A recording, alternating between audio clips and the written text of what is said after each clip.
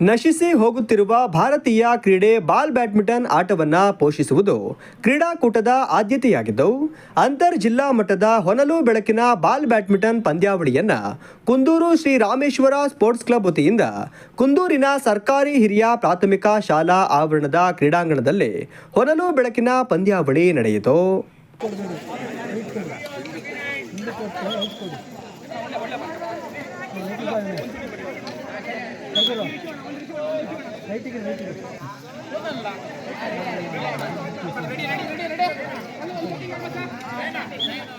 ಚಿಕ್ಕಮಗಳೂರು, ಶಿವಮೊಗ್ಗ, ದಕ್ಷಿಣ ಕನ್ನಡ, ಹಾಸನ, ಮೈಸೂರು, ಬೆಂಗಳೂರು, ದಾವಣಗೆರೆ, ಚಿಕ್ಕಮಗಳೂರು ಜಿಲ್ಲೆಯ 12 ತಂಡಗಳು ಉತ್ಸಾಹದಿಂದ ಕ್ರೀಡಾಕೂಟದಲ್ಲಿ ಪಾಲ್ಗೊಂಡು ಕ್ರೀಡಾಕೂಟಕ್ಕೆ ಹುರುಪು ತುಂಬಿದರು. ಒಟ್ಟಾರೆ ಕ್ರೀಡಾಕೂಟ ಯಶಸ್ವಿಯಾಗಿ ನಡೆಯಿತು. ವಿಜೇತರಾದವರಿಗೆ ಬಹುಮಾನ ವಿತರಿಸಲಾಯಿತು.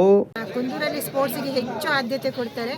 ಅದರಲ್ಲೂ ಒಂದು ಬ್ಯಾಡ್ಮಿಂಟನ್ ಪಂದ್ಯಾವಳಿ ಅಂದರೆ ಎಲ್ಲರೂ ಮಕ್ಕಳಿಂದ ಹಿಡಿದು ದೊಡ್ಡರ ತನಕ 70-80 ವರ್ಷದ ತನಕನೂ ಕೂಡ ಈ ಆಟದ ಬಗ್ಗೆ ಹೆಚ್ಚು ಮಹತ್ವ ಕೊಡ್ತಾರೆ.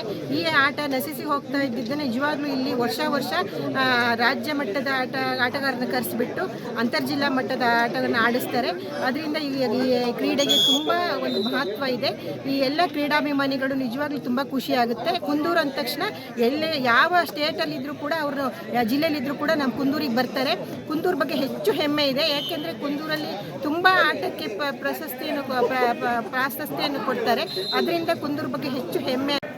ಶ್ರೀ ರಾಮೇಶ್ವರ ಸ್ಪೋರ್ಟ್ಸ್ ಕ್ಲಬ್ ವತಿಯಿಂದ ಇವತ್ತು ನಾವು ಕುಂದೂರಿನಲ್ಲಿ ಅಂತರ್ಜಿಲ್ಲಾ ಮಟ್ಟದ ಬಾಲ್ ಬ್ಯಾಡ್ಮಿಂಟನ್ ಪಂದ್ಯಾವಳಿಯನ್ನು ಆಯೋಜಿಸಿದ್ದೇವೆ.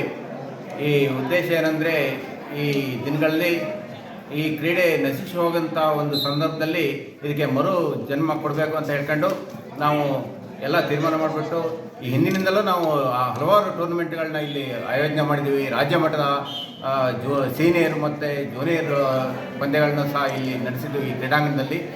ಹಾಗೆಯೇ ಈ ಸರಿ ನಾವು ಈ ಅಂತರ್ಜಿಲ್ಲಾ ಮಟ್ಟ ಟೂರ್ನಮೆಂಟ್ ಮಾಡಬೇಕು, ಹಾಗೂ ನಮ್ಮ ಜಿಲ್ಲೆಯಲ್ಲೂ ಸಹ ಈ ಕ್ರೀಡೆಯನ್ನು ಇನ್ನೂ ಉತ್ತೇಜನ ಕೊಡಬೇಕಂತ ಹೇಳ್ಕೊಂಡು ಈ ಒಂದು ಕ್ರೀಡೆಯನ್ನು ನಾವು ನಿರ್ವಹಿಸ್ತಾ ಇದ್ದೀವಿ. ಈ ತಂಡಕ್ಕೆ, ಈ ಒಂದು ಪಂದ್ಯಾವಳಿಗೆ ಹಲವಾರು ತಂಡಗಳು ಆಗಮಿಸಿದ್ದಾವೆ, ಹಾಗೂ ಕ್ರೀಡಾಭಿಮಾನಿಗಳು ಸಹ ಆಗಮಿಸಿದ್ದಾರೆ.